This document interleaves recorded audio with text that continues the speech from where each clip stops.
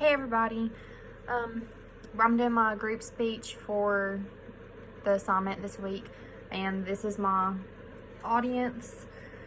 I'm following up with Megan Rogers with our speech. We're doing our group speech on Halloween, and I'm going to be talking about the activity of trick-or-treating for Halloween.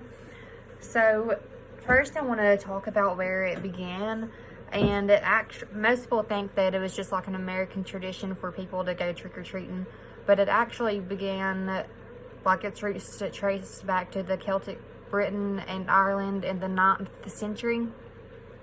The night of October 31st was known as Samhain. I'm not sure if I'm pronouncing these things right, but that's what it says. And a pagan festival which was later combined with Christian celebrations and renamed All Saints' Day by the Catholic Church.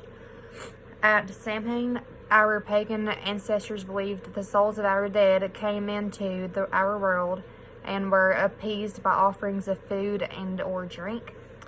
It's believed that trick-or-treating evolved from a ritual where people dressed as ghosts and demons and performed dances around a bonfire and received treats to appease the evil spirits. So it's pretty creepy how Halloween came to be, or trick-or-treating came to be. And it's definitely evolved to be much different now than it was. That dance was a practice known as mumming. It dates back to the Middle Ages. By the time Christianity had spread into Britain, a new practice called souling had developed. Poor people would visit the houses of the rich and receive pastries called soul cakes in exchange for promises to pray for the homeowner's dead relatives. In Scotland and Ireland, meanwhile, young people would visit their neighbors' houses and sing a song, recite a poem, or perform another sort of trick before receiving a treat of nuts, fruits, or coins.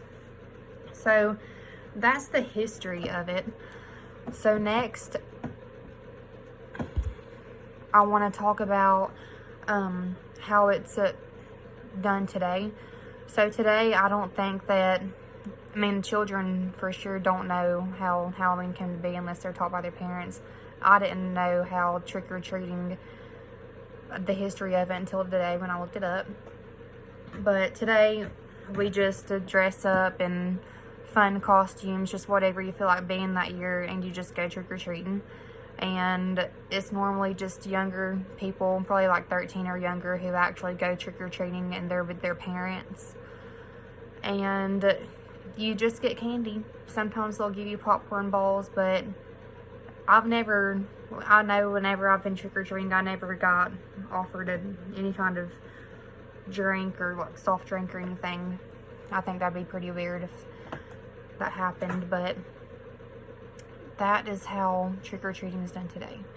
And most of the costumes today aren't really as scary as I guess they used to be. People dressed really scary before, but now you usually dress warm too to go trick-or-treating. You carry a bucket, just go to house in neighborhoods, get back in the car and go home and eat the rest of your candy for the rest of the month. So the term trick-or-treating wasn't used until the 1920s when it was adopted in America.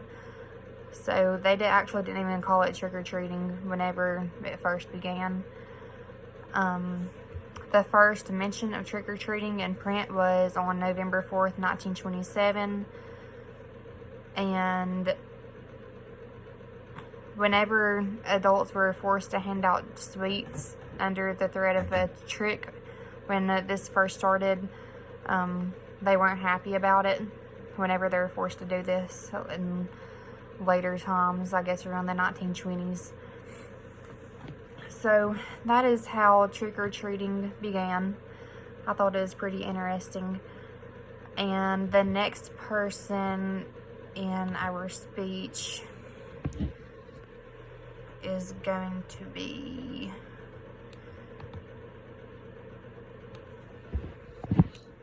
the next person in our speech is going to be Cassidy. And that is all I have for you. Thanks for watching.